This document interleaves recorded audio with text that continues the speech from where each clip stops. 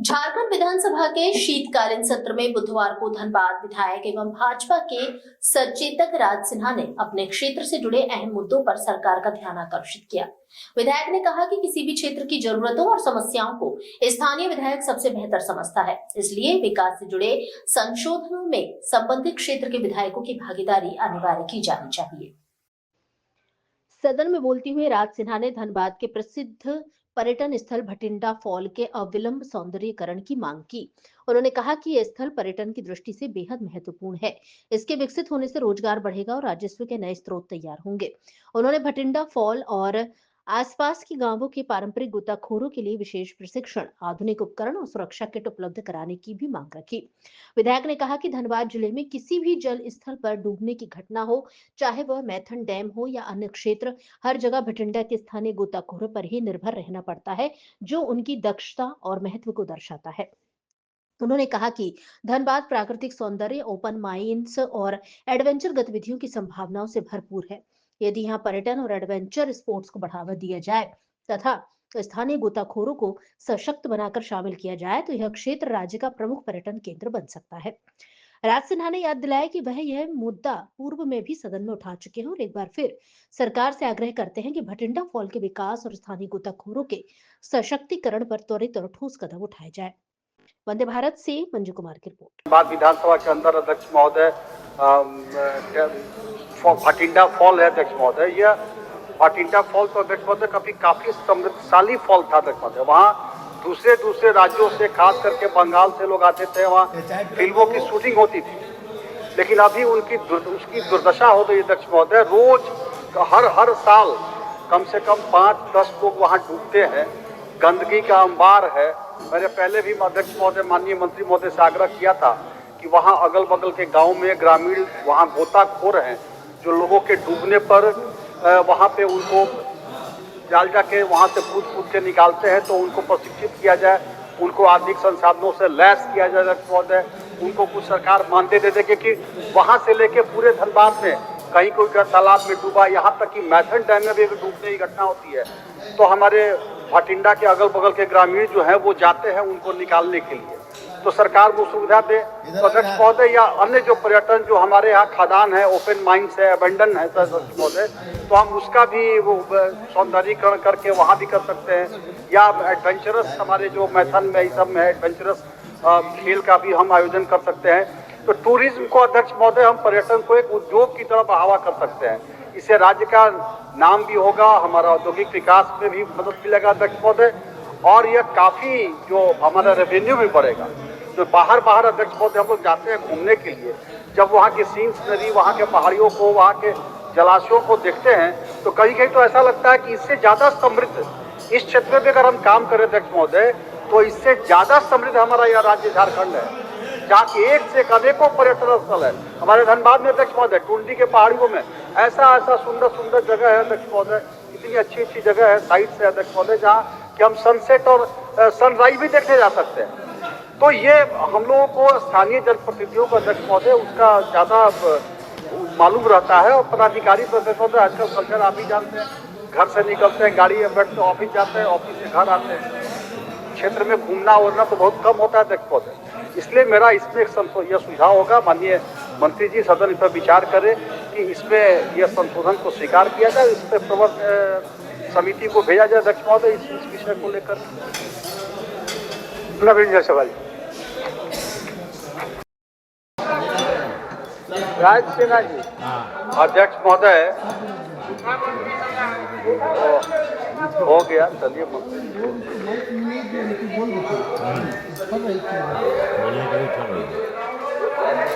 मंत्री जी कभी गलत, अच्छा मंत्री जी कभी गलत बोलते हैं, आप लोग भी झूठों को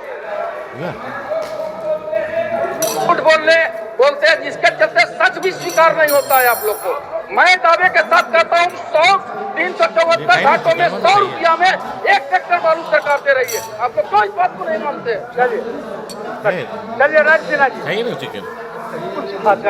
अध्यक्ष महोदय, मेरा बड़ा गंभीर विषय अध्यक्ष महोदय, लगभग 70 वर्ष हो गया अध्यक्ष महोदय मैथन डैम को बने हुए, और अध्यक्ष महोदय 50 एसटी परिवार अध्यक्ष महोदय विस्थापित है अध्यक्ष महोदय, और एक पिछड़ा वर्ग का अध्यक्ष महोदय। निरसा के ग्राम धपकोल प्रखंड 11 कुल से उनके आवासीय एवं कृषि भूमि का अधिग्रहण कर मैथन डैम निर्माण हेतु उनका भूमि अधिग्रहण किया अध्यक्ष महोदय। उनको भूमि के बदले भूमि दिया गया अध्यक्ष महोदय, लेकिन सरकार के आदेश के बाद में अध्यक्ष महोदय यह संकल्प संख्या 820 दिनांक 18/11/16 जिसके द्वारा स्पष्ट निर्देश है अध्यक्ष महोदय कि भू अर्जन से प्रभावित विस्थापित परिवारों को पुनर्स्थापित वास स्थल एवं आवंटित भूमि का स्वामित्व प्रदान करने के संबंध में दिशा निर्देश निर्गत है, तदनुसार आवश्यक कार्रवाई करने की कृपा की है। अध्यक्ष महोदय ये हजारीबाग, कोडरमा, बोकारो, धनबाद सभी डीसी को दिया गया अध्यक्ष महोदय, लेकिन बावजूद उसके अध्यक्ष महोदय उस पे कोई कार्रवाई नहीं की अध्यक्ष महोदय। केवल और मेरा जो ध्यानाकर्षण अध्यक्ष महोदय मैंने जो लाया है उसमें वही अध्यक्ष महोदय घिसा पीटा सा जवाब, और जो दिख रहा है अध्यक्ष महोदय कि भूमि की वर्तमान स्थिति एवं भूमि पर कानूनी मालिकाना हक दिलाने के संबंध में अग्रेतर कार्रवाई हेतु दिनांक 15/12/25 को उपायुक्त धनबाद की अध्यक्षता में बैठक आहूत की गई है। अध्यक्ष महोदय मैंने जब यह प्रश्न लाया, यह जब ध्यानाकर्षण में दिया अध्यक्ष महोदय, उसके बाद यह विभाग ने आनंद फानन में यह उपायुक्त को निर्देश दिया है कि बैठक बुलाइए। मैं इस प्रश्न को डालने के पहले अध्यक्ष महोदय मैं खुद जाकर के उन विस्थापितों के साथ जो एसटी विस्थापित चलिए चेंबरवा में उनके साथ में मिला था अध्यक्ष महोदय उनके चेंबर में। मैंने सारे कागजात उनको दिखाए थे, लेकिन उपायुक्त का महोदय इसमें रवैया बड़ा रूखा रहा। उन्होंने कहा इतना वर्ष के बाद यह सवाल अब आ रहा है।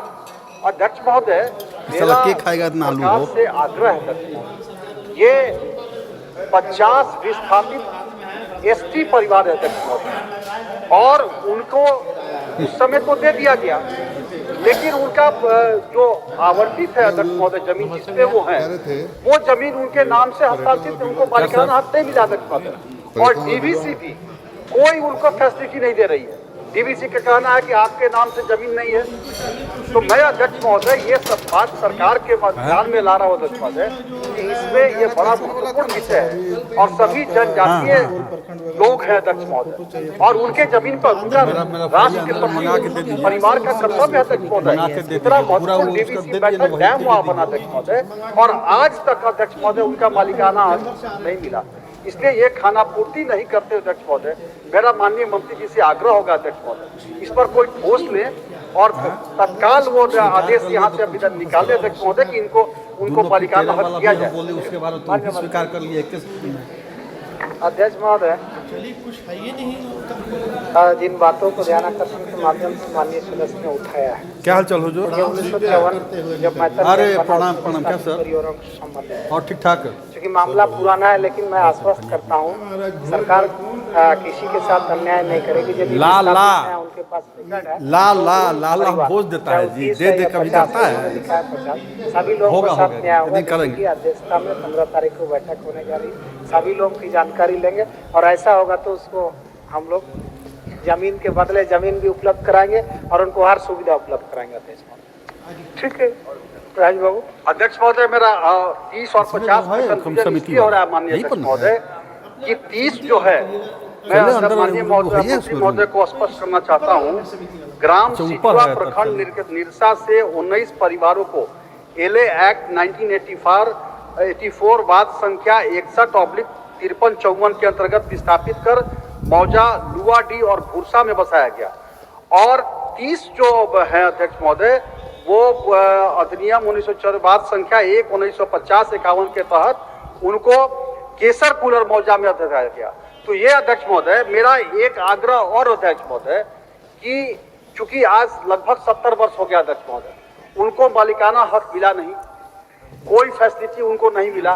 तो अब जो मालिकाना हक अध्यक्ष महोदय जो मिले, तो उन लोगों को यह जो आरआर पॉलिसी है जो अभी 2013 में जो पॉलिसी लगा अध्यक्ष महोदय, उसके अनुसार जमीन का मालिकाना हक और अन्य सुविधाएं अध्यक्ष महोदय 13 के अनुसार उनको मेरे देने का मेरा एक माननीय मंत्री जी से आग्रह होगा।